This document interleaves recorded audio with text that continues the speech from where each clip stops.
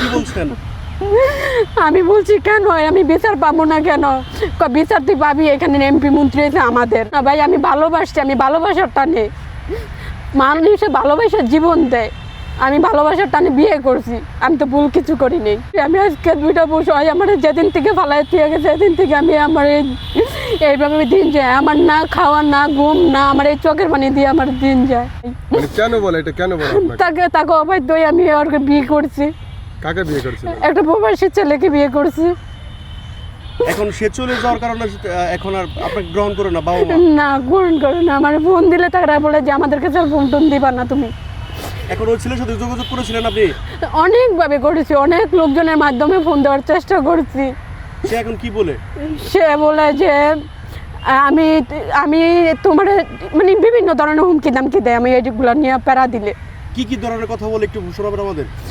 সে প্যারা দিব মানে আমার গালিগালাজ করে। যখন আমি টাকার লেগে প্যারা দিই হয় আমার বলে যে আমার চট্টগ্রাম যাইতে, আমি চট্টগ্রাম যাই না দেখে আমার দুনিয়ার গালিগালাজ করে। আমি বলছি যে আমি এই গালিগুলো কিন্তু আমি কোর্টে থানায় নিয়ে যাবো।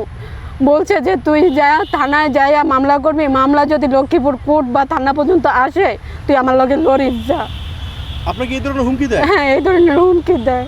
আপনি এরপর কি বলছেন? আমি বলছি কেন আমি বিচার পাবো না কেন? বিচার তুই পাবি, এখানে এমপি মন্ত্রী আছে আমাদের। তার এমপি মন্ত্রী? হ্যাঁ, তাদের এমপি মন্ত্রী।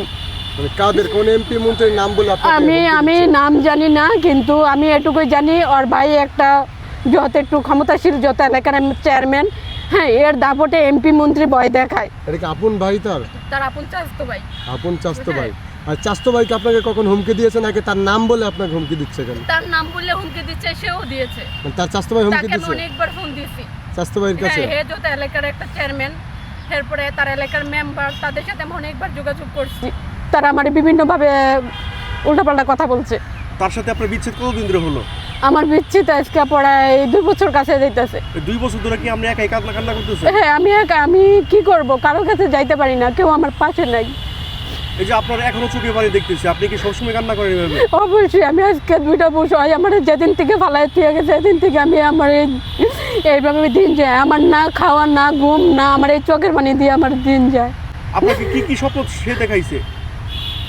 সে স্বপ্ন কি, সে বিয়ে করতে ভালোবাসছে, বিয়ে করছি, সংসার করতেছি। সে আমার 1 বছর বাড়ে, সে শর্ত দিচ্ছে আমি 1 বছর পরে আমার গ্রামে আমি বাড়ি করব, পরে তোমার আমি বাড়িতে নিয়ে উঠাবো।